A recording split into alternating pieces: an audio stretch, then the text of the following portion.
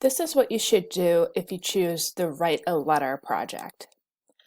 The first thing that you should do is you should click on this hyperlink that will bring you back to those 7 questions of things that I would like to know about you. So your name, a list of your favorites, your hobbies, any sports that you want to play this year or any clubs that you're thinking about joining, some fun things that you did this summer, plans for after high school, why are you taking this class and what do you want to learn about, and your goals for the year, and then anything else that you would like to share. Do your brainstorming, come up with a list of ideas, so that way you can start typing your letter. The next thing you should do is make sure you go back and check the rubric. In order to get all 15 points for this project, you want to make sure that you give me detailed, thoughtful, and reflective responses. You don't want to just say, I don't know, or I'm only taking this course because I have to, or I didn't do anything but sleep all summer. I want you to really share and give me detailed descriptions of your responses. Once you've done all of your brainstorming and you've gone back to check your rubric, you can start typing your letter. Now you can either set up your own Google Doc, or I have provided you a template to help you get started with your work.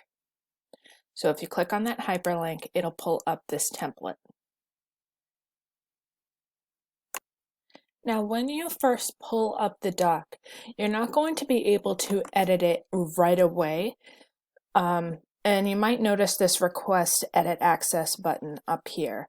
Please do not click that button, because what your request is to actually change this template so that way everyone gets your edits on the document, and we don't want to do that. You want to make your own copy of the document. So in order to do that, what you want to do is go to File, Make a Copy. And whenever you make a copy of something, I strongly suggest you change the name of the document by getting rid of this part that says Copy Of, and you put your initials. And then you can also organize it into a folder in your Google Drive by clicking on this. You click on My Drive, and you can select any folders that are in your drive. So I'm going to select Douglas, and that will organize the document for me into my Google Drive. I would put it in a folder in your Google Drive that you have specifically for our class. Now that you have made a copy of the document, you can see that the name has been changed, and you see that Request Edit Access is gone, and you should be able to start editing the document. So what you're going to do is everything that you see written in italics, you're going to erase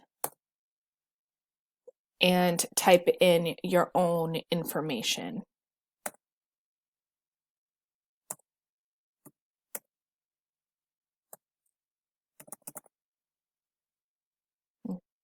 And you want to make sure you do that for all of these questions too. You want to erase it and type in your answers to those questions. And all the way at the bottom, you want to make sure you swap out this part that says your name with your actual name. Once you are done with your project,